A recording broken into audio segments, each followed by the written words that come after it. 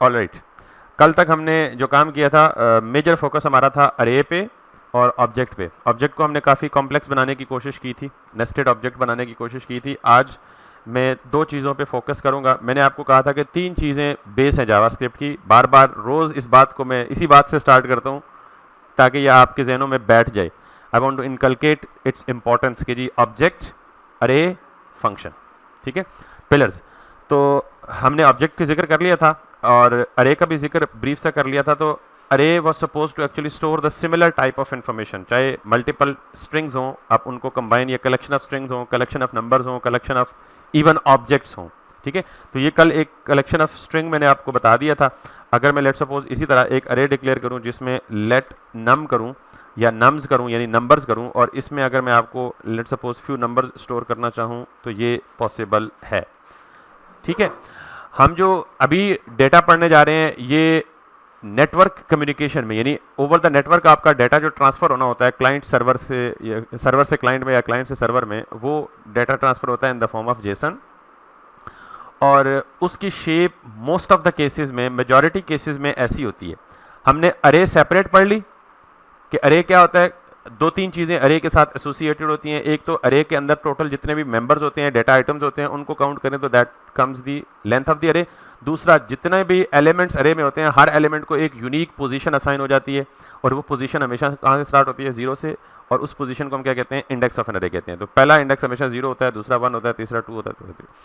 अब हम ऑब्जेक्ट और अरेज को कंबाइन करने लगे हैं, यानी ये अरे जो है ये इनसाइड ऑब्जेक्ट भी हो सकती है और ऑब्जेक्ट जो है ये इनसाइड अरे भी हो सकती है। यानी वी कैन हैव अरे इनसाइड ऑब्जेक्ट और ऑब्जेक्ट इनसाइड अरे। तो ये बात, और दूसरा, अरे के अंदर दूसरी अरे भी हो सकती है, ऑब्जेक्ट के अंदर दूसरा ऑब्जेक्ट भी हो सकता है, और ये सारी चीज़ों के कॉम्बिनेशन पॉसिबल हैं जो कि हम अभी थोड़ा सा एक्सप्लोर करेंगे। रियल लाइफ में आपको एक अभी रियल लाइफ एग्जांपल देने लगा हूं कि बहुत ज़्यादा दफ़ा मिलेगी इन्फॉर्मेशन किस फॉर्म में, जब स्पेशली आप एपीआईज बिल्ड करेंगे, चूंकि मन स्टैक में हम ऑल अबाउट एपीआई और एपीआई बिल्ड करेंगे और डाटा को ट्रांसफर करेंगे और डाटा की कम्युनिकेशन को पढ़ेंगे। तो let's talk a bit about that, arrays और ऑब्जेक्ट्स के आपस में कॉम्बिनेशन क्या बनता है। मैं मिसाल देता हूँ, एक कोई भी ई कॉमर्स की वेबसाइट ले लें, एक थोड़ी सी रियलिस्टिक एग्जांपल भी हो जाएगी। लेट्स सी मेरे पास है जी अली एक्सप्रेस की वेबसाइट ले लें, कोई भी फेमस ई कॉमर्स की वेबसाइट जो आपके जहन में है वो। मैं अज्यूम करता हूं कि ये बनी हुई है, माइक्रो सर्विस आर्किटेक्चर है, या ये एपीआई से इंफॉर्मेशन जो है वो फेच करके यहाँ पे डिस्प्ले कर रहा है। So what do we do is कि अगर मैं यहाँ पे इसको देखूँ, सिर्फ एक पर्टिकुलर प्रोडक्ट की बात करूँ, तो एक पर्टिकुलर प्रोडक्ट में कितनी तरह की या कौन कौन सी इंफॉर्मेशन आपके सामने डिस्प्ले हो रही है। पहले अगर आप यहाँ देखें तो इमेज, इमेज के बाद उसकी प्राइस, प्राइस के बाद उसकी डिस्काउंट परसेंटेज में, या डिस्काउंटेड प्राइस खुद फिजिकल प्राइस लिख दें, फिर उसकी डिस्क्रिप्शन आ रही है, फिर टाइप ऑफ शिपिंग आ रही है, पेड शिपिंग है, फ्री शिपिंग है, क्या है, या कूपन है, या डिस्काउंट है। ये 4 या 5 पीसेस ऑफ इंफॉर्मेशन आपको पब्लिकली यहाँ शो हो रहे हैं। और बेसिकली ये पूरा है क्या, ये एक प्रोडक्ट है। ये पूरा जो कार्ड है ये क्या है, एक, इस तरह के कितने प्रोडक्ट्स इस ई कॉमर्स पे हैं, हंड्रेड्स ऑफ थाउजेंड्स हो सकते हैं। 1000 तो मेरे ख्याल में कोई बात ही नहीं है, अली एक्सप्रेस जितना बड़ा प्लेटफॉर्म है। तो इफ अगर ये वेबसाइट एपीआईज के थ्रू इंफॉर्मेशन फेच कर रही है, तो मोस्ट प्रोबेबली ये जो डाटा होगा ये किस फॉर्मेट में होगा, ये in the form of object होगा। क्यों? मैंने कल कहा था कि ऑब्जेक्ट एक ऐसा स्ट्रक्चर है जिसके अंदर आप मल्टीपल टाइप्स की इंफॉर्मेशन को इनक्लोज कर सकते हो, इनकैप्सूल कर सकते हो। कि ऑब्जेक्ट के अंदर स्ट्रिंग टाइप का डेटा भी आ सकता है, ऑब्जेक्ट के अंदर नंबर टाइप का डेटा भी आ सकता है, ऑब्जेक्ट के अंदर बुलियन टाइप का डेटा भी आ सकता है, ऑब्जेक्ट के अंदर ऑब्जेक्ट भी आ सकता है, और ऑब्जेक्ट के अंदर अरे भी आ सकती है। This is one of the most flexible types of data structure to store the data और टू मैनेज द डेटा। तो अब अगर मैं सपोज एक ऑब्जेक्ट क्रिएट करूं जो कि ई कॉमर्स का है, तो ऑब्जेक्ट के लिए ये है। अब चूंकि ये ई कॉमर्स पे ऑब्जेक्ट है तो इसका नाम क्या होना चाहिए, प्रोडक्ट। तो इस प्रोडक्ट में क्या इंफॉर्मेशन होनी चाहिए, सबसे पहले प्रोडक्ट का टाइटल होना चाहिए, ठीक है। तो मैं क्या करूंगा, title, and that's gonna be, कुछ भी कह दें, जैसे ये लिखा हुआ है ना, for example smart solar set, तो आप इसे कह दें जी smart solar set. Product title के बाद उसकी क्या हो सकती है जी, प्राइस हो सकती है। That is kind of just to be little realistic, ये है जी 7,07,000, तो आप इसको कुछ भी कह दें, 707,555, सो 707,555 दैट इज इट्स प्राइस। और ये प्राइस किस में है, करेंसी कौन सी है। अब मुझे बताएं कि ये ई कॉमर्स का प्लेटफॉर्म है या इस तरह का कोई भी इंटरनेशनल प्लेटफॉर्म है, वो सिर्फ सिंगल करेंसी को डील नहीं करता, वो किस करेंसी को, मल्टीपल करेंसीज को डील कर सकता है। मे बी डॉलर को भी डील कर रहा है, पीकेआर को भी डील कर रहा है, आईएनआर को भी डील कर रहा है। तो फिर करेंसी की जो वैल्यू होनी चाहिए करेंसी फील्ड की, वो क्या होनी चाहिए, मल्टीपल होनी चाहिए। तो मल्टीपल टाइप्स ऑफ इंफॉर्मेशन की या मल्टी वैल्यूड एट्रीब्यूट्स के लिए क्या चीज सजेस्टेड है, क्या लिखूं, एक ऑब्जेक्ट लिखूं, ठीक है। तो ऑब्जेक्ट भी लिख सकता हूं, अरे भी लिख सकता हूं बाय द वे, ठीक है। तो अब इसकी टाइप यूएसए हो सकती है, यानी करेंसी 1 C1 कह लें यूएसए, या डॉलर कह लें, C2 कह लें, C3 कह लें, C4 कह लें, ठीक है। बट फिलहाल I am keeping it simple. तो मैं टाइप ऑफ करेंसी क्या कर रहा हूँ जी, ये क्या है, PKR है, क्योंकि मैंने यहाँ वैल्यू क्या मेंशन की है, PKR। उसके बाद इसकी आप क्या हो सकता है जी, इस प्रोडक्ट की डिस्क्रिप्शन भी हो सकती है, got it, so some description. उसके बाद इसमें इसका डिस्काउंट हो सकता है, गॉट इट। डिस्काउंट कितने परसेंट में हो सकता है, तो आप परसेंटेज को लिख सकते हैं, आई मीन 15% है, 10% है, या नल है, कुछ भी नहीं है तो खाली है, या एम्प्टी स्ट्रिंग है, या नल है, राइट, या जीरो है। अगर कोई डिस्काउंट नहीं है तो यहाँ जीरो की वैल्यू लिख सकते हैं। और क्या चीज़ इसमें हो सकती है, हाँ इसका इमेज हो सकता है, गॉट इट। तो इमेज बेसिकली फिजिकल फॉर्म में स्टोर नहीं होता है, इमेज का एक एड्रेस स्टोर होता है, खुद इमेज जो है वो किसी फोल्डर में ट्रांसफर होता है। ये थोड़ी देर में आपको मैं क्लियर करता हूँ, जब ये पूरा कर लूँ मैं एक एक्चुअल प्रैक्टिकल एपीआई के एग्जांपल से आपको समझाऊंगा कि कैसे इमेज जो है वो फैच होते हैं। और इसके अलावा कैटेगरी हो सकती है, फॉर एग्जांपल ये है जी होम अप्लायंसेस में आता है, जिसमें भी आता है। और इसके अलावा इज फ्री शिपिंग, तो ये क्या होगा, यस या नो होगा कि फ्री शिपिंग अवेलेबल है, यस या नो। बहरहाल इस तरह की बहुत रिच काइंड ऑफ इंफॉर्मेशन हो सकती है एक पर्टिकुलर ऑब्जेक्ट के थ्रू। तो अब अगर आप देखें तो किसी भी फिजिकल वेबसाइट पे कितने ऑब्जेक्ट्स हैं, हंड्रेड्स या डजन्स तो होंगे इस केस में। अगर पूरों की बात करें तो पूरे प्रोडक्ट्स तो वो तो ज़ाहिर 1000 में होंगे, लेकिन किसी एक पर्टिकुलर कैटेगरी में भी डजन्स ऑफ प्रोडक्ट्स होते हैं। तो this represents a one single object. तो हमें पता है कि जब हम collection of information having similar type, तो उसके लिए कौन सा डेटा स्ट्रक्चर यूज करते हैं, मेमोरी में स्टोर करने के लिए अरे यूज करते हैं। तो अब मुझे बताएं कि ये एक प्रोडक्ट है, तो ई कॉमर्स पे शो होने वाले सारे प्रोडक्ट्स की जो टाइप है वो सेम नहीं होती, मोर और लेस सेम होती है ना। यानी सारे के सारे प्रोडक्ट्स किस से रिप्रेजेंट होते हैं, ऑब्जेक्ट से रिप्रेजेंट होते हैं। सारे के सारे प्रोडक्ट्स की जो ये कीज हैं वो सारी की सारी क्या होती हैं, सेम होती हैं। तो व्हाट डू यू से, अगर एक प्रोडक्ट है तो I can represent it with a variable, और अगर मल्टीपल प्रोडक्ट्स हैं तो what I can do is कि मैं यहां पे क्या बनाऊंगा, अरे बनाऊंगा, और इस अरे में instead of actually putting string into it, मैं ये पूरा का पूरा ऑब्जेक्ट उठाऊंगा और इसको कहां प्लेस करूंगा, इस पर्टिकुलर अरे के अंदर, गॉट इट। थोड़ा सा इंडेंट कर लो ताकि रीडेबिलिटी में आपको आसानी हो।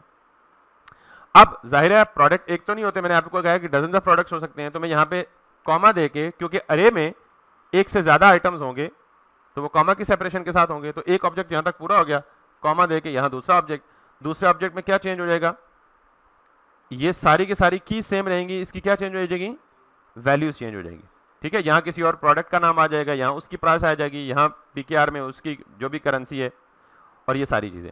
फिर इसी तरह अगर तीसरा प्रोडक्ट है तो तीसरे प्रोडक्ट की इंफॉर्मेशन यूं आ जाएगी।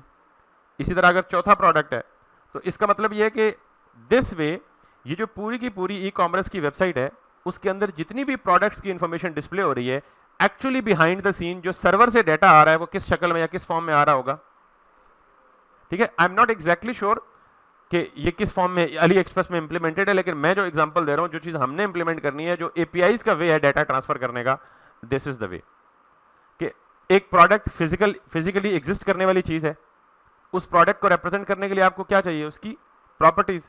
तो प्रोडक्ट यानी एक ऑब्जेक्ट की प्रॉपर्टीज को कैसे मेंशन किया जाता है जावास्क्रिप्ट में, करली ब्रैकेट्स और उसके अंदर जो उसकी सारी की सारी प्रॉपर्टीज हैं उनको की यानी प्रॉपर्टी नेम और प्रॉपर्टी वैल्यू की फॉर्म में रिप्रेजेंट करेंगे।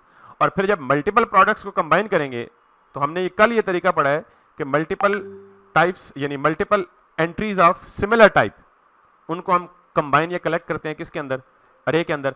अब मुझे बताएं कि इस अरे की लेंथ कितनी है?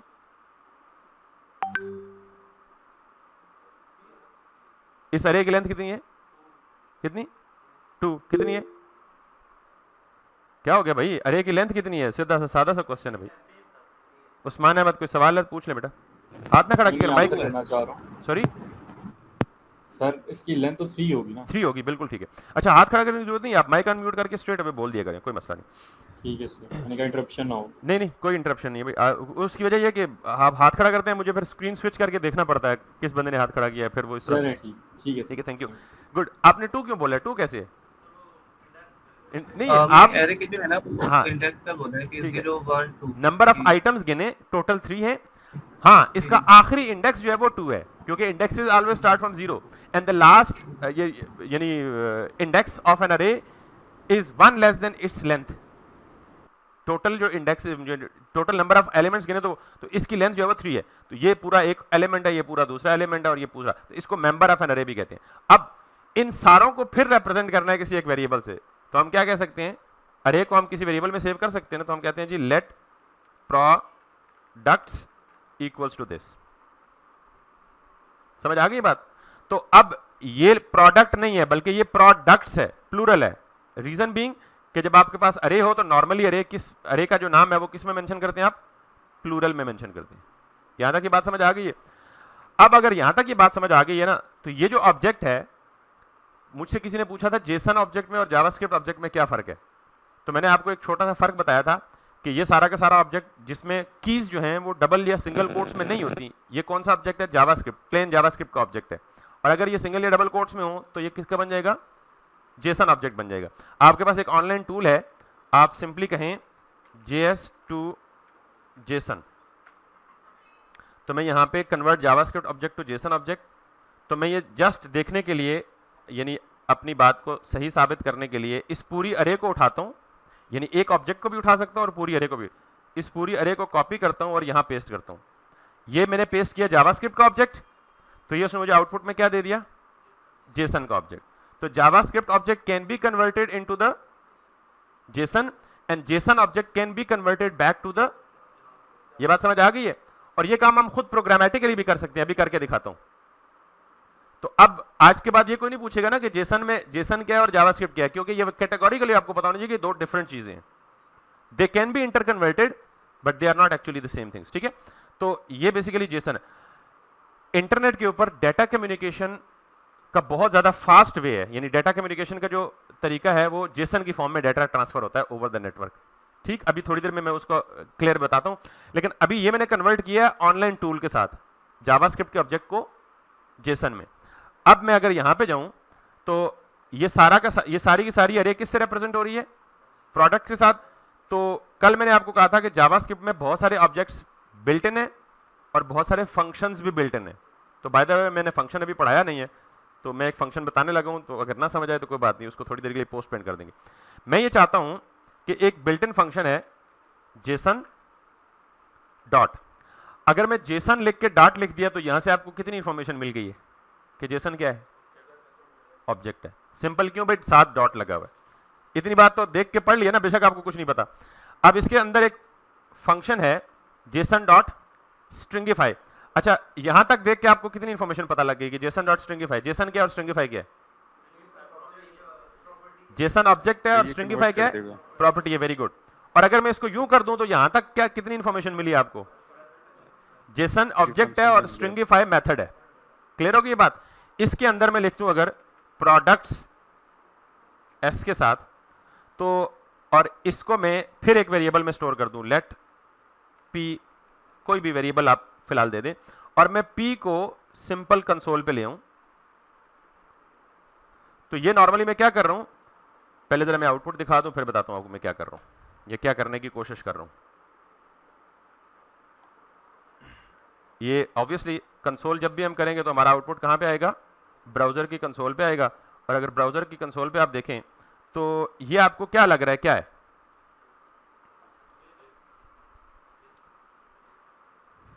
ये क्या है? जेसन है। क्योंकि ये वेल फॉर्मेटेड नहीं है यहाँ पे, तो आपको इस वजह से ये नहीं लग रहा। अगर आप इसको फॉर्मेट करके देखें, यहां से देख लें, ये देखें टाइटल डबल कोट्स में है और उसकी वैल्यू सोलर स्मार्ट और फिर प्राइस डबल कोट्स में है। तो इसका मतलब है प्रोग्रामेटिकली जावास्क्रिप्ट में ये फीचर अवेलेबल है कि आप कभी भी जावास्क्रिप्ट के ऑब्जेक्ट को जेसन में कन्वर्ट कर सकते हैं और जेसन के ऑब्जेक्ट को वापस जावास्क्रिप्ट के ऑब्जेक्ट में कन्वर्ट कर सकते हैं। वो कैसे कर सकते हैं? एक और फंक्शन है कि अब ये पी जो है ये जेसन है, इसको वापस आपने कन्वर्ट करना है किसमें? जावास्क्रिप्ट में। तो एक और फंक्शन अवेलेबल है जेसन डॉट। तो जेसन क्या है? बेसिकली ऑब्जेक्ट डॉट, इसके बाद ये बिल्टिंग फंक्शन है जेसन डॉट पार्स, और इसमें आप जेसन पास कर दें और ये जो इंफॉर्मेशन स्पिट आउट करेगा, यानी ये जो हमें रिटर्न करेगा वैल्यू, वो किस फॉर्म में होगी? वापस प्लेन जावास्क्रिप्ट ऑब्जेक्ट में होगी। तो ये जो टूल यहां जो काम कर रहा है ना, ये जो ऑनलाइन टूल है converting from JavaScript object to JSON, ये हम इन दो फंक्शन से भी कर सकते हैं। जेसन डॉट स्ट्रिंगिफाई ये क्या लेता है? प्लेन ऑब्जेक्ट लेता है या अरे ऑफ ऑब्जेक्ट्स लेता है और कन्वर्ट करता है किसमें? जेसन में। और जेसन डॉट पार्स क्या करता है? It takes the parsed object या जेसन ऑब्जेक्ट या जेसन स्ट्रिंग कह ले and it converts it back to the JavaScript object. ये इंटर कन्वर्जन बहुत ज्यादा हम कर रहे होंगे। अब जरा गौर से देखिएगा एक और चीज। जी हो रही है, आई गेस रिकॉर्डिंग यस हो रही है। अब एक और जरा इंटरेस्टिंग बात देखें। मैंने आपको कहा कि ये ई कॉमर्स के ऊपर जितनी भी इंफॉर्मेशन आ रही होती है, इसके बिहाइंड द सीन जो डेटा है बेसिकली वो किस शेप में आ रहा होता है? जेसन शेप में आ रहा होता है। किस शेप में आ रहा होता है? उस जेसन शेप को प्लेन जावास्क्रिप्ट में ऑब्जेक्ट में कन्वर्ट किया जाता है और उस कन्वर्टेड ऑब्जेक्ट को इस तरह HTML के अंदर प्लग इन कर दिया जाता है, HTML के अंदर फिट कर दिया जाता है या रेंडर कर दिया जाता है, is a more correct word. Ji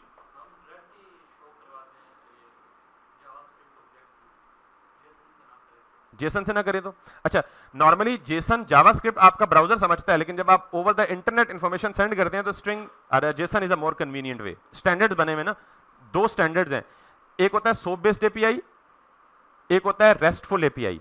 soap based SOAP SOAP SOAP, simple object access protocol. तो सोप बेस्ड एपीआईज में XML में डाटा ट्रांसफर होता है ओवर द नेटवर्क, स्टैंडर्ड्स हैं ये।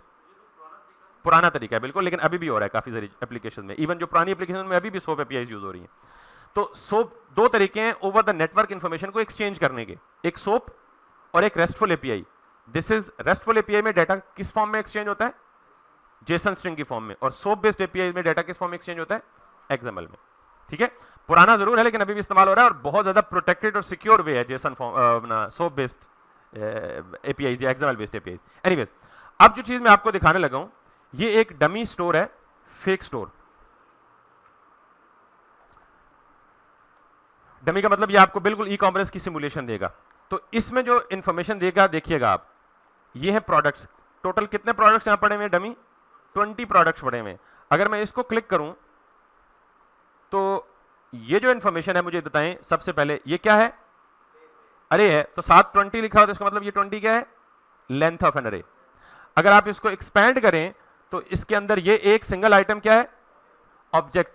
ऑब्जेक्ट के अंदर कितने आइटम्स हैं? 7। तो ऑब्जेक्ट के 7 आइटम्स का मतलब है कि ऑब्जेक्ट की 7 प्रॉपर्टीज हैं। ऑब्जेक्ट की लेंथ नहीं होती ना, प्रॉपर्टीज हैं। ऑब्जेक्ट की 7 प्रॉपर्टीज हैं। ठीक है, अब अगर मैं यहां पे जाऊं और यहां पे देखूं तो ये देखें, ये किस फॉर्म में information? ID, title, price, description, category, image, rating. तो रेटिंग क्या है? कॉम्प्लेक्स, यानी ये कॉम्प्लेक्स प्रॉपर्टी है, यानी कि इसके अंदर फिर एक आगे क्या आ गया? ऑब्जेक्ट आ गया, उसके अंदर फिर मल्टीपल वैल्यू है। रेट का मतलब क्या है? कितनी रेटिंग है? 3.9। कितने लोगों ने रेटिंग की है? 120। तो यूं आपको समझ आइए कि जरूरत के मुताबिक हम अपने डेटा को ऑब्जेक्ट में रखते हैं और ऑब्जेक्ट की आगे जो वैल्यू होती है, ऑब्जेक्ट की प्रॉपर्टी की जो वैल्यू होती है, वो सिंगल वैल्यू या multi value, that depends upon the requirement. Basically ये बड़ा सिंपल सा ई कॉमर्स का सिमुलेशन वो है, लेकिन एक ऑब्जेक्ट में इससे भी ज्यादा कॉम्प्लेक्स इंफॉर्मेशन होती है। तो इसमें जो हाँ, एक ऑब्जेक्ट दूसरे ऑब्जेक्ट के अंदर है तो नेस्टेड एक तरह से हो गई। ठीक है, तो इसमें इमेज ये आ रहा है, ठीक होगी बात।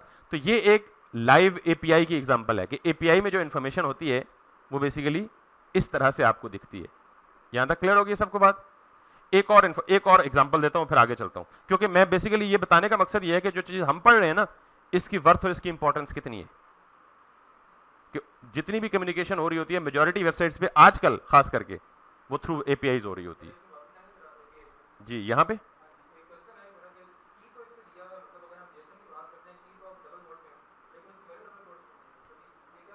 किसकी वैल्यू? अच्छा, ये बार बार मैंने आपको बताया कि नंबर्स और बुलियंस, नंबर्स और बुलियन यानी ट्रू फॉल्स वो डबल कोट्स में नहीं होंगे। नहीं नहीं नहीं नहीं, इन दोनों की एक्सेप्शन है। कीज सारी यानी की नेम सारे मास्टर के स्ट्रिंग में होंगे।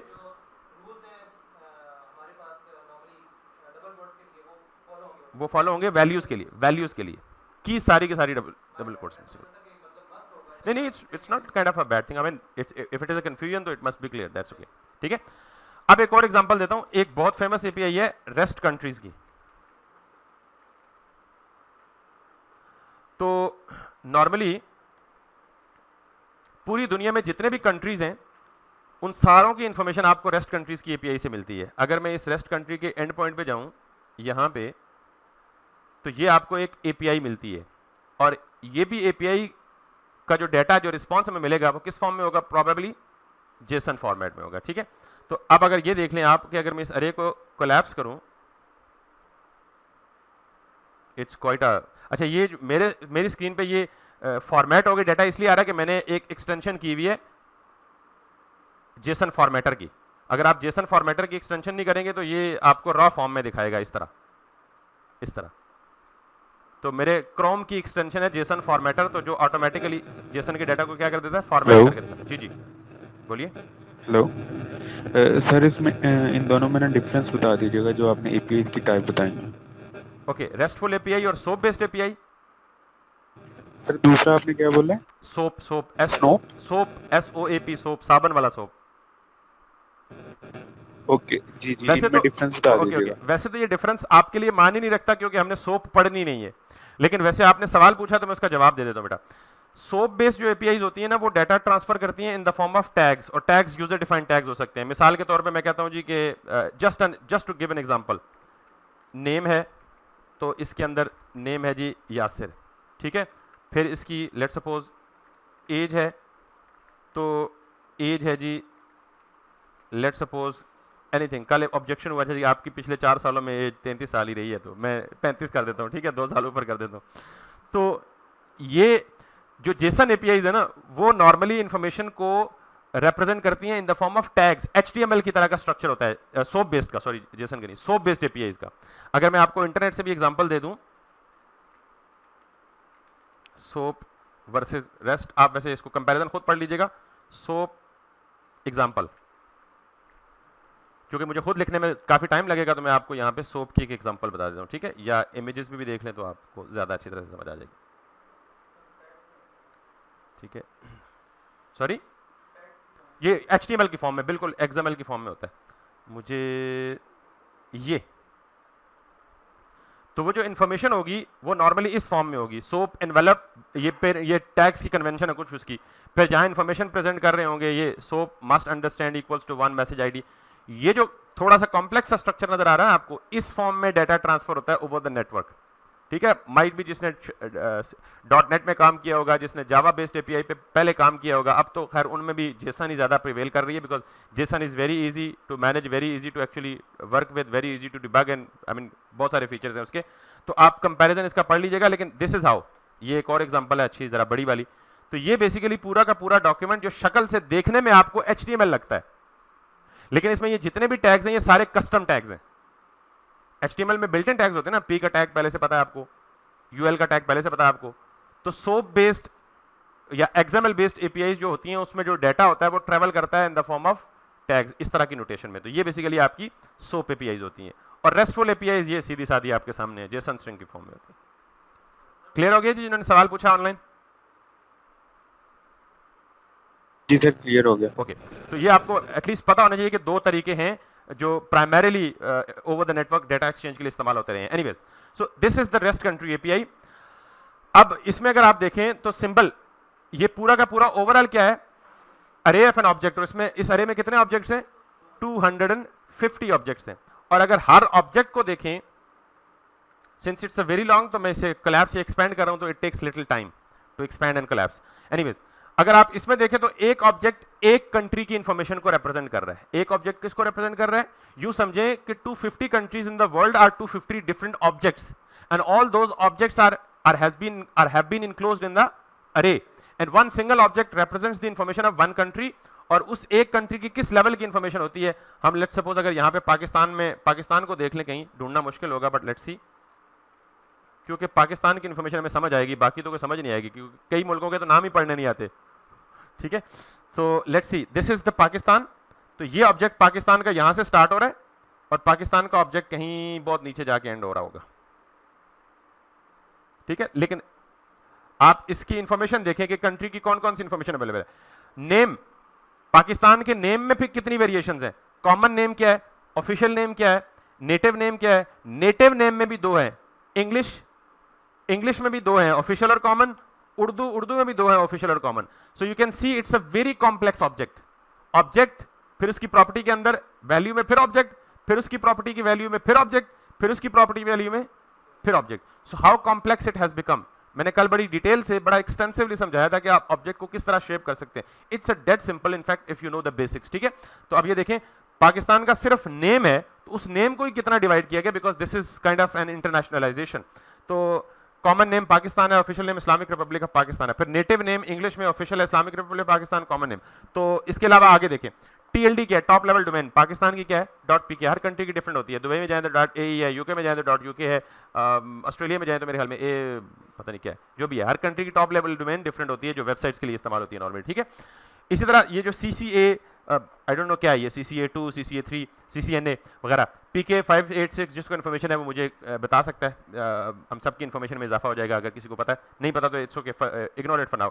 देन इंडिपेंडेंट, ट्रू है या फॉल्स है, तो ये क्या है, बूलियन इन्फॉर्मेशन। तो यहाँ देख लें, बूलियन वैल्यू कोट्स में नहीं है, न्यूमेरिक वैल्यू कोट्स में नहीं है, स्ट्रिंग वैल्यू कोट्स में है, लेकिन कीज सारों की क्या है, कोट्स में। ठीक है, देन इस तरह की देखें, IDDs क्या है, रूट क्या है, +9 है, सफिक्सेस क्या है, 92 +92 जो कोड है उसको भी डिवाइड किया गया। तो this is kind of a huge information that you can actually use for your any of the projects.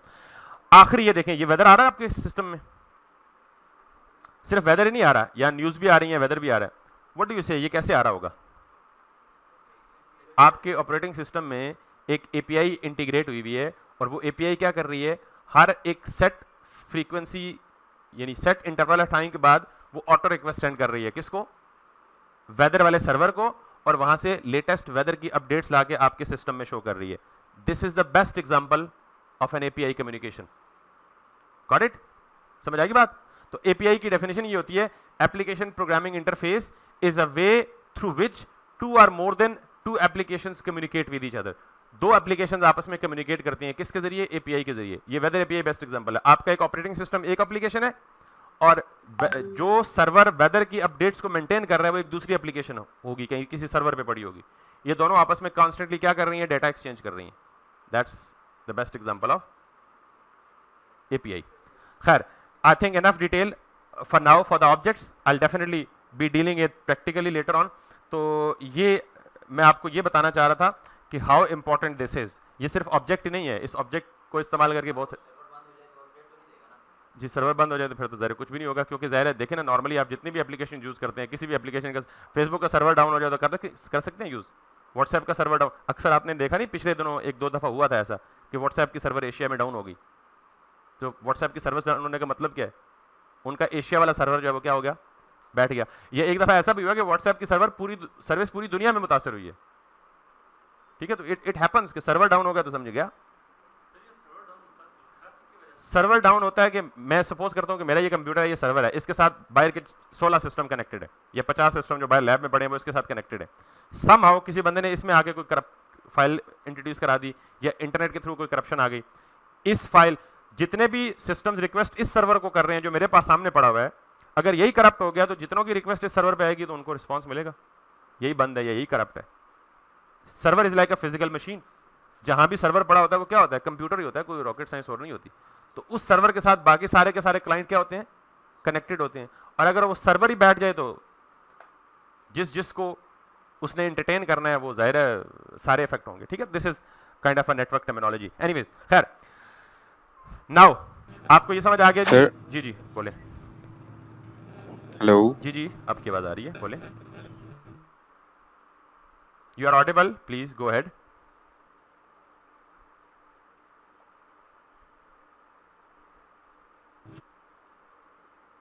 जी जी, चले, आई होप कि शायद आपको मैं नहीं सुन पा रहा, लेकिन चलें, जब ये ऑडिबल हो तो मुझे ज़रूर क्वेश्चन कीजिएगा। तो हमने ये पढ़ लिया जी कि सिंपल डाटा आइटम को स्टोर करना हो तो वेरिएबल, वो डाटा आइटम नंबर भी हो सकता है, स्ट्रिंग भी हो सकता है और बुलियन भी हो सकता है। और अगर मुझे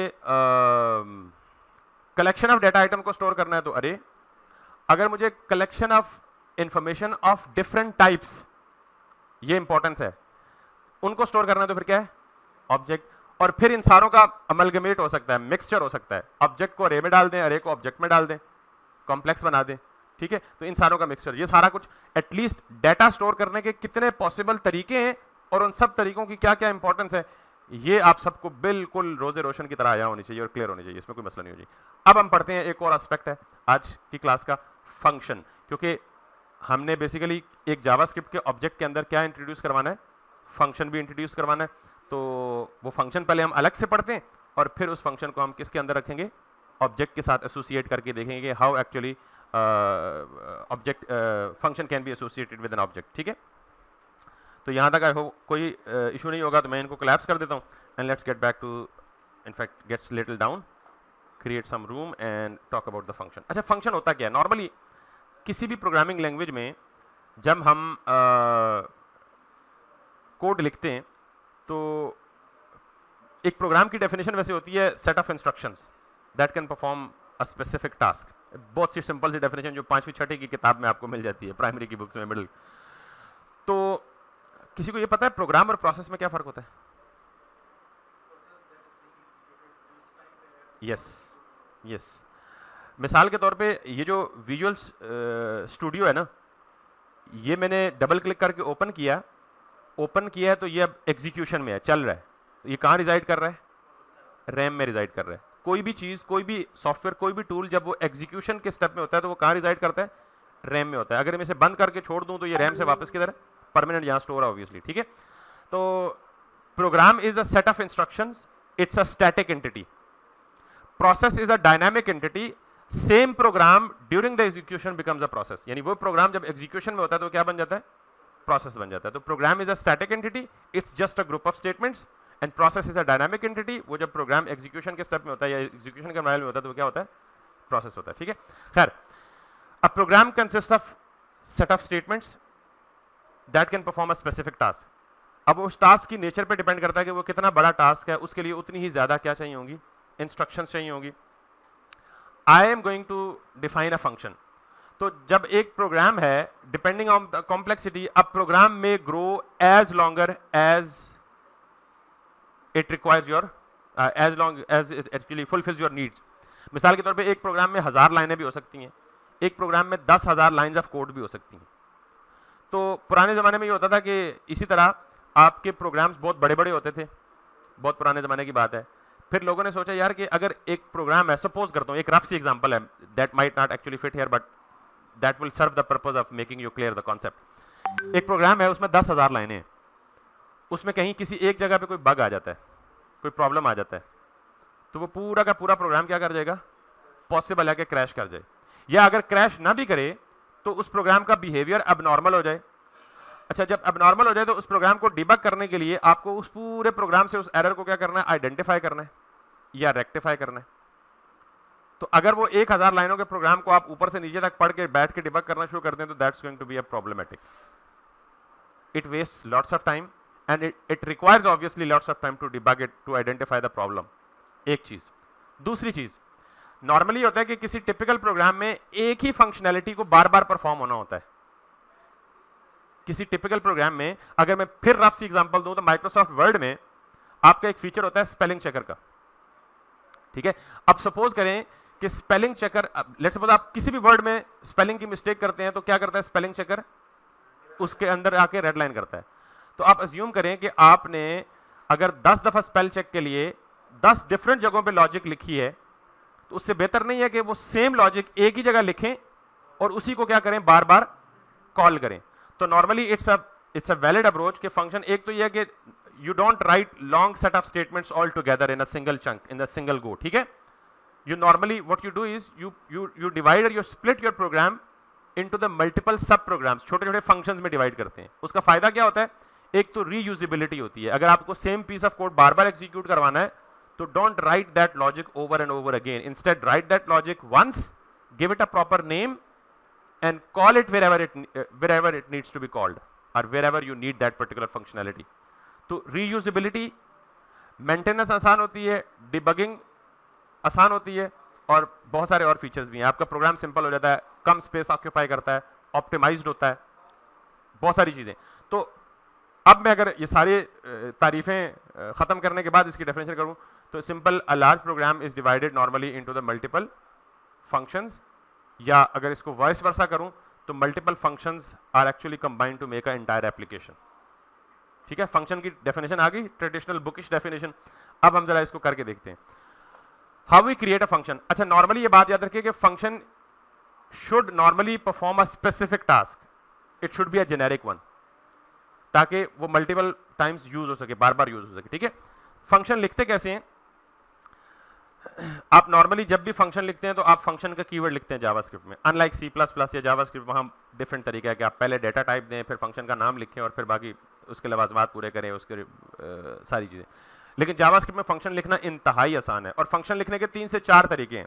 पहला और सादा तरीन तरीका यह है कि आप फंक्शन का कीवर्ड लिखें। जब मैं बोलता हूँ कीवर्ड तो इसका मतलब ये पहले से क्या है, रिजर्व वर्ड है।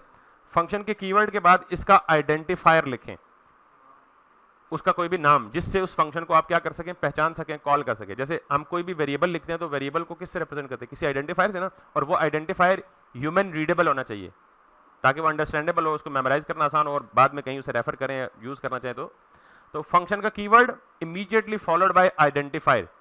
उस आइडेंटिफायर को नेम देने के रूल्स वही हैं जो वेरिएबल के नेम्स हैं। Function name should be a camel case, should start with a lower case and the first letter of every subsequent word should be capital, that's called as a camel case one। ठीक है, तो मैंने लिखा function followed by identifier, जिस नाम से उसको identify किया जाएगा, followed by parentheses, यानी राउंड ब्रैकेट्स या स्मॉल ब्रैकेट्स। फिलहाल ये खाली है लेकिन ये हमेशा खाली नहीं रहेंगे, इनमें हम कुछ ना कुछ डालेंगे। ठीक है, वो डालेंगे जब तब बताऊंगा। followed by curly brackets and this is called a function definition। एक फंक्शन को मैंने क्या कर लिया, डिफाइन कर लिया। अगर ये सारी चीजें मौजूद हों तो इसको हम क्या कहते हैं, ये फंक्शन की डेफिनेशन हो गई है। ये फंक्शन की क्या हो गई है। और what is a function, it's nothing simple a group of statements. यानी अगर आप मल्टीपल ग्रुप ऑफ स्टेटमेंट्स को एक नाम से बुलाना चाहें, पुकारना चाहें, तो आप उसको क्या करते हैं, एक फंक्शन में रख दें। समझ आ गई बात।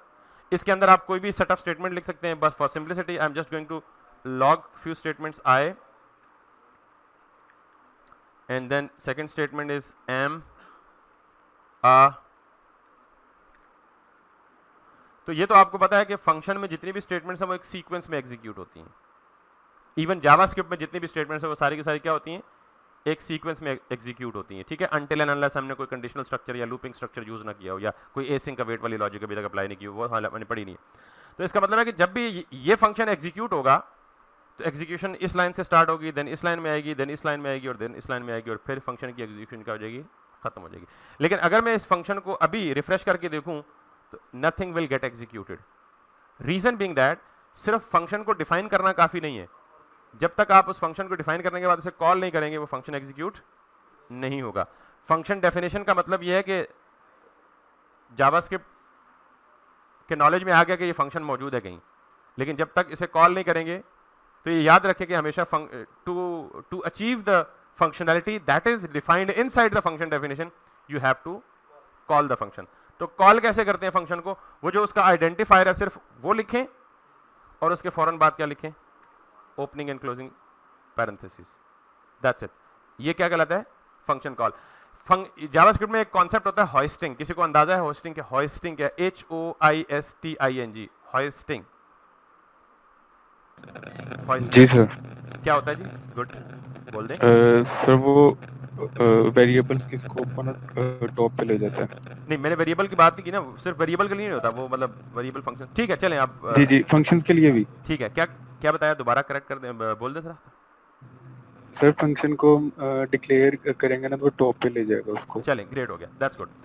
चले, हॉइस्टिंग को वैसे मैं वेरिएबल के कॉन्सेप्ट में समझूंगी। हॉइस्टिंग की वजह से फंक्शन की कॉल फंक्शन की डेफिनेशन से पहले कर लें या बाद में कर लें, doesn't make difference, function call हो जाएगा।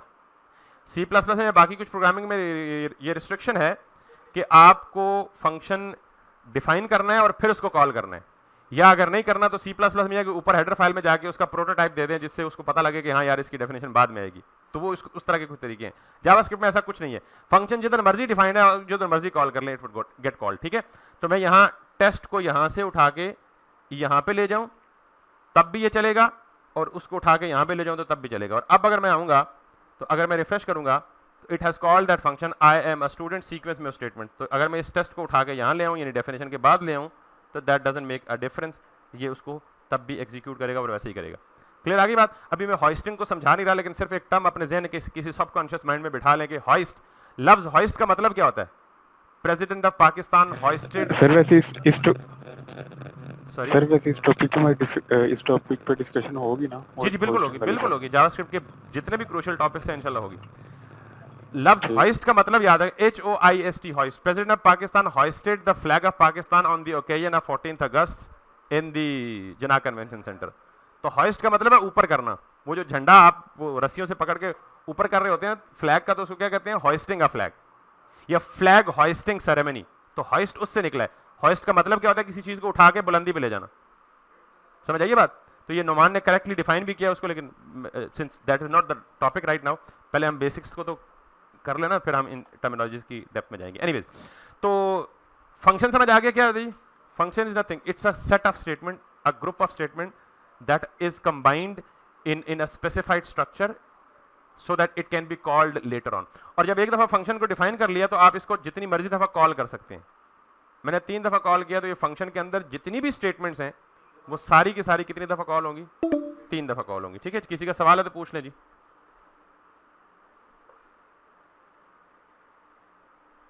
ओके, आई थिंक किसी ने ज्वाइन किया या लीव किया, मुझे वो नोटिफिकेशन आता है तो आई थॉट कि तो ये फंक्शन 3 दफा चला है, तो तीनों दफा उसने अपनी सारी की सारी स्टेटमेंट्स को क्या किया? एग्जीक्यूट किया। अच्छा, ये बात अगर फंक्शन की समझ आ गई तो फंक्शन इज दिस। हाँ, इसके अंदर जो लॉजिक है वो ऑब्वियसली डिफरेंट हो सकती है और उस पर हम बहस व मुबाहिसा करेंगे कि फंक्शन के अंदर किस किस्म की लॉजिक लिखी होनी चाहिए।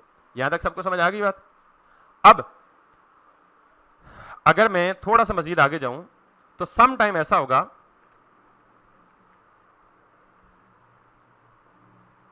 कि मैं इस फंक्शन को बजाय कंसोल करने के मैं 2a इक्वल्स टू 90 और लेट b इक्वल्स टू 89 और मैं करता हूं जी कंसोल लॉग डॉट लॉग और मैं कर देता हूं जी a प्लस b। हम थोड़ा सा फंक्शन को मजीद इन्हांस करना चाह रहे हैं, मतलब थोड़ा सा आगे की बात पढ़ना चाह रहे हैं। जो पिछला फंक्शन था that was kind of a useless thing. क्या मतलब? कंसोल लॉग वैसे भी तो करा सकते हैं, लेकिन चूंकि फंक्शन का सिंटैक्स समझाना था, इस फंक्शन की भी कोई वैसी बहुत बड़ी स्पेशल जॉब नहीं है, लेकिन ये मैं यहाँ पे पैरामीटर का एक कॉन्सेप्ट समझाना चाह रहा हूँ तो इसलिए मैंने पहले किया। अब ये फंक्शन क्या करेगा? Whenever this function will be called it will add 2 numbers. कौन कौन से? 90 और 89। तो मैंने इसे यहाँ पे कॉल किया तो ये दोनों को ऐड करके मुझे क्या करेगा? 179। मैंने कहा था function should be a generic. अब ये फंक्शन क्या कर रहा है? एडिशन परफॉर्म कर रहा है। क्या कर रहा है? लेकिन ये जेनेरिक नहीं है। जेनेरिक का क्या मतलब है कि अगर मैं इस फंक्शन को 3 दफा कॉल करूंगा तो ये तीनों दफा उन्हीं 2 नंबर्स को ऐड करके, तो ये फंक्शन भी काइंड ऑफ यूजलेस हुआ ना। इसको मोर ऑप्टिमाइज करें, मोर यूजफुल बनाने की कोशिश करते हैं। Here comes another concept into play. By the way, मैंने ये भी कहा था कि function should perform a specific task. ये फंक्शन कितने टास्क परफॉर्म कर रहा है पता है आपको? इसको प्रॉपर सेपरेट टास्क तो नहीं कह सकते, लेकिन for now just to make you अपने लिए जरा ज्यादा अच्छा पॉइंट लेने के लिए मैं इसको एक टास्क समझ रहा हूं कि ये एक वैल्यू असाइन हो रही है एक वेरिएबल में, ये एक अलग टास्क है। ये वैल्यू दूसरे वेरिएबल में असाइन हो रही है, ये एक अलग टास्क है। और फिर ये वैल्यू स्क्रीन पे डिस्प्ले हो रही है, ये एक अलग टास्क है। Function should perform a single specific generic task. तो ये तो इसका फंक्शन का फायदा नहीं है 4 दफा कॉल करेंगे तो 4 दफ़ा ये क्या करेगा, एक ही सेट ऑफ नंबर्स को बार बार ऐड करेगा। तो मैं क्या करता हूं, मैं यहां से बजाय ये करने के मैं कहता हूं यार कि don't add these numbers that have been defined inside the function, बल्कि जब फंक्शन कॉल हो तो कॉल होते वक्त यूजर बताए कि यार कौन कौन से नंबर को ऐड करो। तो जब फंक्शन कॉल करें तो हम ये जो ब्रैकेट्स हैं इन खाली ब्रैकेट्स के बजाय वो नंबर्स इनमें पास कर देते हैं। मिसाल के तौर पे मैं कहता हूं जी एक नंबर 25 ले लो और दूसरा नंबर 32 ले लो। तो जब भी फंक्शन कॉल के वक्त फंक्शन की पैरेंथेसिस में या राउंड ब्रैकेट्स में आप कोई 1 2 3 4 वैल्यूज दें, वो वैल्यूज नंबर भी हो सकती हैं, वो वैल्यूज अरेज भी हो सकती हैं, वो वैल्यूज स्ट्रिंग भी हो सकती हैं, वो वैल्यूज बुलियन भी हो सकती हैं, वो वैल्यूज ऑब्जेक्ट भी हो सकता है और वो वैल्यूज इन सारों का मिक्सचर भी हो सकता है। समझ आई बात? तो मैं सिंपल स्टार्ट नंबर से ले रहा हूं और मैं आगे इसको कॉम्प्लेक्स करता जाऊंगा। तो जब आप किसी भी फंक्शन की कॉल के वक्त उसमें 2 या 3 या जितने भी नंबर आप देना चाहें वो दें, तो हम क्या कहेंगे, हम क्या कर रहे हैं, इन फंक्शंस में पैरामीटर पास कर रहे हैं। इन फंक्शंस में क्या कर रहे हैं, तो इस वक्त जितने भी पैरामीटर पास करेंगे उनको कॉमा सेपरेशन के साथ करेंगे। अगर 2 हैं तो 2 कॉमा के साथ, तीसरे भी पास करना है तो तीसरा कॉमा और तीसरी वैल्यू, फिर चौथा, फिर पांचवा, फिर छठा, फिर सातवां। तो ये फंक्शन कितने पैरामीटर ले रहे हैं? जब आप यहां से पैरामीटर पास कर रहे हैं तो ये पैरामीटर इस फंक्शन में पहले रिसीव होने चाहिए। समझ आ गई बात? तो नॉर्मली आपको पता है कि जब हमने डेटा असाइन किया था तो डेटा किस में असाइन किया था, किसी वेरिएबल में ना। तो वेरिएबल क्या ट्रीट होता है, as a container, data container. तो इट मस्ट, हमारे लिए जरूरी है कि हम फंक्शन में जहां फंक्शन को डिफाइन कर रहे हैं वहां उतने वेरिएबल्स देंगे जितने वेरिएबल्स या जितनी वैल्यूज यहां से भेज रहे हैं। तो यहां में अगर पहला वेरिएबल लिखूं a, तो यहां से जो पहली वैल्यू है ये उठ के कहां कॉपी होगी, पहले वेरिएबल में। और अगर यहां पे दूसरा वेरिएबल लिखूं b, तो यहां से जो दूसरी वैल्यू है वो उठ के कहां कॉपी होगी, सेकंड वेरिएबल में। क्लियर होगी बात? अब अगर मैं यहां पे जाऊं,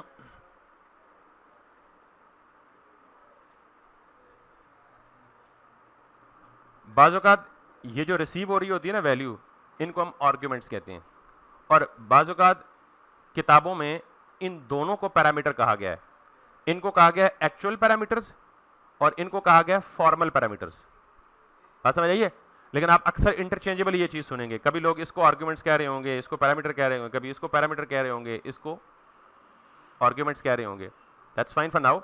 तो आप अगर वैसे बुकिश अल्फाज याद रखना चाहते हैं तो एक्चुअल पैरामीटर्स और फॉर्मल पैरामीटर, या यहां से पैरामीटर पास करें तो यहां आर्ग्यूमेंट्स रिसीव कर रहे हैं आप। समझ आई बात? लेकिन इंपॉर्टेंट बात याद रखने वाली यह है कि जितनी वैल्यूज यहां से भेजेंगे उतने ही वेरिएबल्स यहां स्पेसिफाई करेंगे। समझ? अगर ये एक वेरिएबल कम पास करते तो ये सेकंड वाली वैल्यू इग्नोर हो जाएगी, it's of no use, error शायद नहीं देगा। अब मुझे ये बताएं सर एक्चुअल वाले कौन से होंगे जो हम पास कर रहे हैं फंक्शन को कॉल करते टाइम? यस, एक्चुअल पैरामीटर्स और फॉर्मल पैरामीटर्स। ठीक है, ठीक है। अब अगर मैं यहां से इसको चलाऊंगा, now it has kind of become a generic function, कि जब भी मैं इस फंक्शन को कॉल करूंगा तो ये फंक्शन 2 पैरामीटर्स लेगा और उन दोनों को क्या करेगा, ऐड करके डिस्प्ले कर देगा। ऐड करके क्या कर देगा, डिस्प्ले कर देगा। It has now become a little flexible, not much flexible but a little bit improvement. Normal function that takes no parameter, that still is useful obviously in most cases, but in most cases we need to pass the parameters into the function just to make it generic or just to make it reusable. अब ये function reusable है कैसे, कि अगर मैं इस function को दोबारा कॉल करूं और इसमें डिफरेंट सेट ऑफ वैल्यूज दे दूं तो now it will add these 2 values. तो ये जेनेरिक बन गया ना, कि जितनी दफा कॉल करूंगा हर दफा सेम सेट ऑफ आउटपुट, या सेम आउटपुट नहीं देगा बल्कि डिफरेंट आउटपुट देगा। तो एक और डेफिनेशन किताबों में लिखी होती है फंक्शन की, कि function is like a machine. You give it an input, it processes on that input and it gives you that refined output. It's like a चप्पल बनाने वाली मशीन, आप रॉ प्लास्टिक डालते हैं, मशीन उस रॉ प्लास्टिक पे एक सांचा, जो सांचा आपने दिया होता है प्री डिफाइंड, उसके मुताबिक वो प्रोसेस करती है और आपको दूसरे साइड से फाइन चप्पल बना के डिलीवर करती है। तो function is like a machine, it takes an input, processes on that input and gives you the output. Got it? So it's like a machine. Now you can use this machine for whatever kind of material. ठीक है, लेकिन जरूरी है कि अंदर आपने सांचा उस मटेरियल को एडजस्ट करने के लिए उसी तरह का फिट किया हो। यानी अगर आप यहां से एक नंबर और एक स्ट्रिंग पास कर दें, now what you are expecting it will do, एक नंबर पास कर रहा हूं और एक स्ट्रिंग पास कर रहा हूं, तो जब ये a में क्या आएगा 2 और b में क्या आएगा यासिर, तो a प्लस b दोनों एक स्ट्रिंग एक नंबर में ऐड नहीं हो सकती, तो दोनों क्या हो जाएंगी, कॉन्कैटिनेट हो जाएंगी। समझ आई बात? लेकिन अगर आप इसके साथ कोई स्पेशल स्टफ, कोई फैंसी स्टफ करना चाहते हैं तो वो फैंसी स्टफ अंदर आके आपको डिफाइन करना पड़ेगा कि अगर स्ट्रिंग आए तो उसके साथ ये रवैया रखो, नंबर आए तो उसके साथ ये, तो ये सारा फैंसी स्टफ आपको खुद डिफाइन करना पड़ेगा। एनीवेज, अभी भी ये फंक्शन उतना जेनेरिक नहीं है जितना होना चाहिए। क्यों?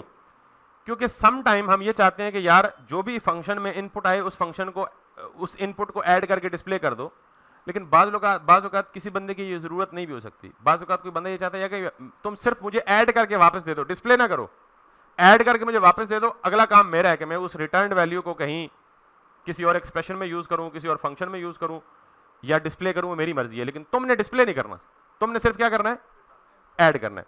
तो अगर मैं इस फंक्शन के नाम को चेंज कर दूं, क्योंकि name should reflect the functionality, if this function is adding two numbers it should not be a test, rather it should be a add. Got it? So that's why I'm just changing the number, changing the name of the function everywhere to be like add. अब ये console log इसे नहीं करना चाहिए, तो फिर हम क्या करते हैं, नॉर्मली मैंने क्या बोला है कि function is like machine, it takes an input, it gives you output. तो यहां से फंक्शन में एक कीवर्ड होता है रिटर्न। ये रिटर्न क्या करता है बेसिकली, इसके आगे आप कुछ भी लिखते हैं, अगर कुछ नहीं लिखेंगे तो ये फंक्शन कंट्रोल रिटर्न कर देगा। क्या रिटर्न कर देगा? कंट्रोल, यानी जो ही फंक्शन के अंदर कंट्रोल आया और वापस रिटर्न हो गया। अगर इसके आगे आप ये लिखेंगे ए, तो अब इस फंक्शन ने क्या रिटर्न किया, ये वैल्यू जो इस रिटर्न के वर्ड के आगे लिखा हुआ है। तो अब इसका मतलब ये है कि मैंने इस फंक्शन में दो पैरामीटर पास किए 25 और 32। 25 रिसीव हुआ ए में और बी में 32 रिसीव हुआ। मैंने यहां से रिटर्न सिर्फ क्या किया, ए किया। वो दूसरी वैल्यू को छोड़ देगा, स्किप कर देगा, उसके साथ कुछ भी नहीं करेगा, ए को वापस रिटर्न कर देगा जहां से कॉल हुई है वहां पे, obviously. Now this function call would become a variable, it will hold a returned value. अभी उस पे आता हूं, थोड़ी देर में खुद ही पता लग जाएगा।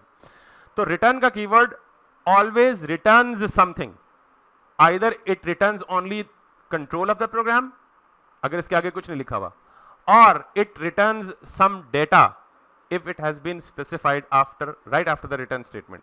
क्लियर होगी बात? और अगर मैं यहां पे कोई एक्सप्रेशन लिख दूं ए बी, तो अब ये क्या करेगा, ए और बी को ऐड करेगा और जो रिजल्ट बनेगा दोनों का उसको क्या कर देगा, रिटर्न कर देगा। रिटर्न प्रिजर्व नहीं करता, रिटर्न सिर्फ रिटर्न कर देता है, धक्का देता है वापस, पुश इट। अब इनका सवाल है जी ये रिटर्न होके आती कहां पे, तो जहां से फंक्शन कॉल हुआ था ये वैल्यू वहां आ जाती है। अभी अगर मैं यहां पे इसको करूंगा ना डिस्प्ले, तो कुछ भी नहीं आएगा स्क्रीन पे। I have called the function, it has taken two values, it received two values right in here in the definition, it added two values and it returned the result back to the place from where it was called. तो इसका मतलब return value किस में आ गई है, अब इस function में आ गई। तो ये फंक्शन ट्रीट करेगा आप बतौर वेरिएबल, यानी इसमें जो वैल्यू पड़ी हुई है वो क्या है, 25 और 32 का सम। Let me show. अब अगर मुझे डिस्प्ले करनी है तो मैं यहां कर सकता हूं कंसोल लॉग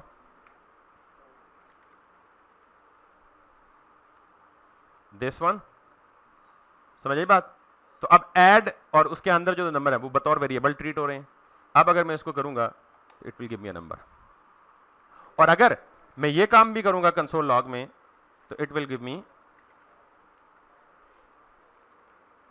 लॉग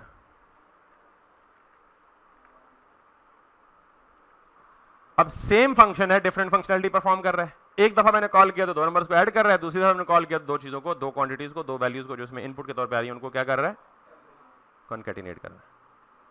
अब मैं इस फंक्शन के अंदर कंडीशन लगा सकता हूं, अगर हमने ये फेल्स पढ़ी हो कि अगर स्ट्रिंग आ रही हो तो फिर कॉन्कैटिनेट करना करो, फिर यूजर को एरर दोगे, you have entered a string which is a wrong input, please enter a number so that I can add these numbers. तो ये वो फैंसी स्टफ हो गया जिसकी मैं बात कर रहा था कि आप फंक्शन की डेफिनेशन के अंदर बहुत सारा फैंसी स्टफ कर सकते हैं। समझ आइए बात? तो सिर्फ आपने फंक्शन और फंक्शन से एसोसिएटेड दो तीन चीजें याद रख लें। इसके बाद मैं आखिरी पॉइंट इसको ऑब्जेक्ट में ऐड करके दिखाता हूं। Function with no parameters, simple function that executes set of statement that may or may not return anything.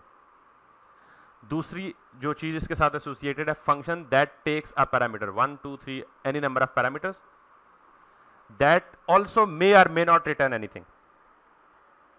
ठीक है, if it takes parameters it may or may not return anything based on your requirements. अगर आप चाहते हैं कि वो function कुछ return करे तो आप रिटर्न का कीवर्ड इस्तेमाल करें, अगर आप नहीं चाहते तो कुछ भी ना करें. ये 2-3 चीजें फंक्शन के साथ एसोसिएटेड है. ठीक है, नाउ मैंने कहा ना फंक्शन लिखने के 2-3 सिंटैक्सेस हैं. एरो फंक्शन है या फैट एरो फंक्शन है, एनोनिमस फंक्शन है वगैरह वगैरह, वो बाद में बताऊंगा. पहले हम इस फंक्शन को ऑब्जेक्ट में लिख लेते हैं. मैंने ये लिखा जी, इसको मजीद जरा सिंपल कर लेते हैं, पुराना वाला कंसोल डॉट लॉग, और मैं इस पे लिखता हूं जी हेलो फ्रॉम द ऑब्जेक्ट. ये सिंपल फंक्शन है, जो फर्स्ट वेरिएशन है जो आज मैंने स्टार्ट में कराई है. अब हम ये चाहते हैं, बल्कि हम चाहते नहीं है, हमने ऑब्जेक्ट को डिफाइन करते वक्त कहा था कि ऑब्जेक्ट में 2 ही चीजें हो सकती हैं. एक ऑब्जेक्ट के अंदर प्रॉपर्टीज हो सकती हैं और दूसरा उसके मेथड्स हो सकते हैं. ठीक है, तो प्रॉपर्टीज तो आपने पढ़ ली हैं कि मिसाल के तौर पे ये कॉम्प्लेक्स ऑब्जेक्ट है, let's take a single one. ये एक सिंगल ऑब्जेक्ट है. इस सिंगल ऑब्जेक्ट में अगर मैं कहता हूं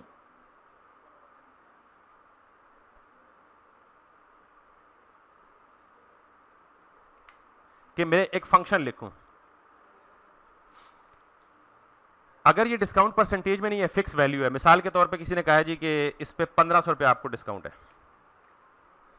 तो जो फाइनल प्राइस होनी चाहिए वो क्या होनी चाहिए? Actual price minus discounted price.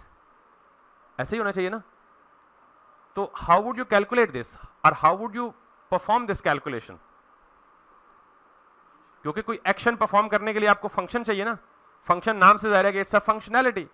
तो it means now to calculate the final price of the product, which is the subtraction of the actual price minus discount, yeah, actual price and discount, you need a function, and that function needs to be inside an object so that it can calculate actually the 2 quantities, right, that are available within the object. Clear है? So that's why पता नहीं ये use case fit है या नहीं है, लेकिन चूंकि मुझे एक जरूरत बनानी थी तो मैंने बना ली खुद से. तो यहां पे मैं क्या करूंगा, फाइनल प्राइस, और आपको पता है कि किसी भी, okay that's great, then I think we should end it and we should make this function as part of our object on Monday probably. I was hoping कि मैं इसको clear कर लेता जल्दी जल्दी, but नहीं हो सका unfortunately. That's okay, that's fine.